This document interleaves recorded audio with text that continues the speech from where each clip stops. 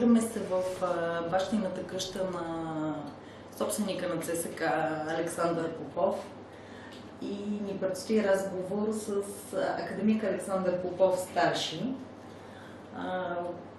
по един безкрайно приятен повод. Подкрепата, която Сашо Попов получава и от своето семейство за кампанията, която се роди по негова идея „100 сърца за ЦСК“.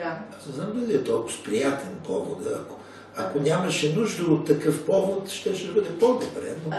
Със сигурност, но пък винаги е хубаво, когато човек може да разчита на семейството си и в такива моменти.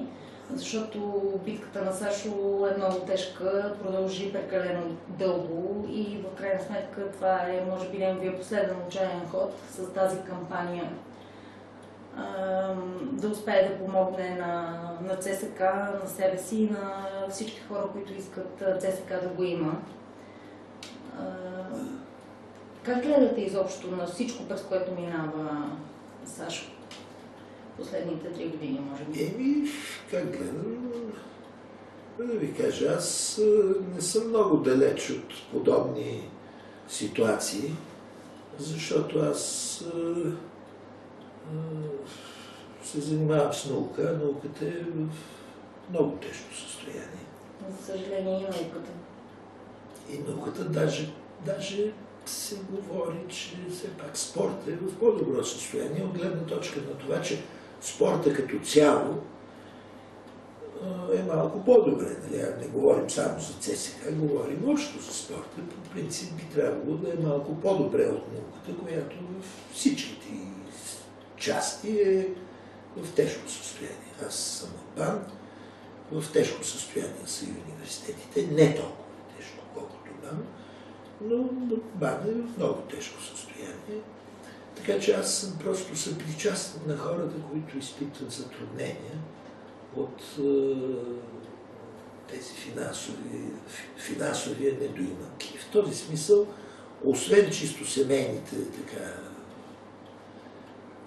отношения, емоции и така нататък, имам и личен опит от тази гледна точка. Неговите притеснения са в областта на спорт, в областта на ЦСКА, волейбола са и мои притеснения в областта на науката.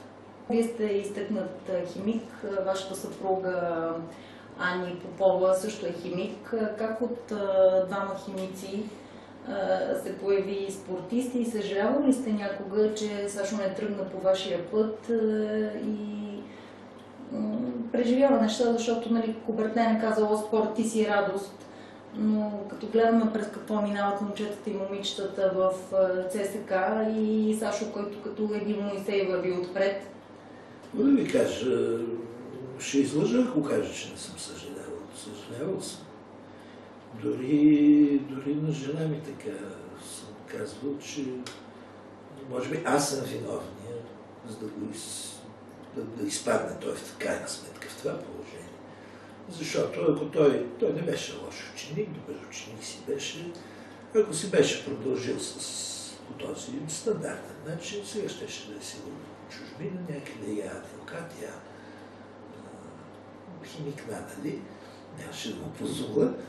Сега като ви слушам, мисля, че по-лесно разбирам и Сашо, защото много хора на него място щяха да се откажат.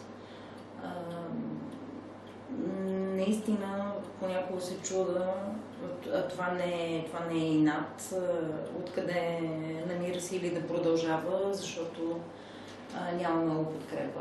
Виждаме най-различни организации, приятели на волейбол, това. Сашо е с 3-4 приятели и е много повече сам. Упрекват го, че е сектант, точно по тази причина, защото не останаха много хора в неговата битка, не могат и да бъдат упреквани. Аз това ме очудва, трябва да ви кажа. Пълно е в управата сега на волейбола с хора от ЦСК. Хора, които са станали хора само благодарение на да, единствено на ЦСКА. Да ни изброяваме имената. Аз съм свидетел. И това за мен е много, така, как да кажа, и непонятно, и нередно сега да се скрият и да са далече от проблемите на тази организация, която ги най-славния във волейбол. която ги... Те сега нямаше да бъдат нищо, няма какво да се лъжим. Нямаше да бъдат нищо, ако не бяха волейболисти. И то в ЦСКА. Все пак ЦСКА беше марка и сега е марка, но с време и трудности. Сашо навърши 40 това лято. Когато си говорите с майка му за него, какво си казвате? Той такъв мъж ли стана, какъвто вие го мечтаете? Да ви кажа, аз не съм мечтател, не съм мечтал какъв син да имам. Прагматик съм и винаги съм се надявал да стане човек, добър човек. Разбира се, имал съм така желание да е добре и финансово, и в статут, като статут в обществото да е поставен. Тия последните 2 май не се получиха, но човек мисля, че стана. Какво чувство изпитвате, когато го гледате отстрани? Сигурно го мислите, сигурно се тревожите, но няма начин да не се гордеете, защото това, което прави Сашо е не само защото живеем в свръх комерциален свят, с съвсем други ценности и с други стойности, но той е наистина е пример. Аз изобщо не искам да звуча патетично, защото ще разболя всичко и затова се пази просто да не използвам много силни думи, но не се сещам за друг подобен пример. За гордост не мога да кажа, чак съм горд така, но добре свършена от страна на родителите работа по отношение създаването на един добър характер. Твърд, почтен. В този смисъл, това е повод за гордост. Много по-горди родители има такива, които виждат децата си на върха на кариерата в тая възраст. Между другото се познавам с много от родителите на неговите връстници. Да. Аз съм приятел, силно казано, но се познавах и с Гошо Константинов. Откъдето дойде и прякора на Пламен Гибона. Да. Той няма нищо общо. Големия Гибон е баща му. Той си беше типично, с дългите ръце, което беше много важно за волейбола, защото с неголям ръст той стигаше горе блока. Да. Те бяха много близки с мои двама приятели. Бяха близки и с още един друг, бащата на Стойче, Вуната. Да, Светослав Стойчев. Да. Имаше един Коко от Враца, волейболист. Те бяха мои приятели и аз покрай тях така съм бил с Стоян Стоев също.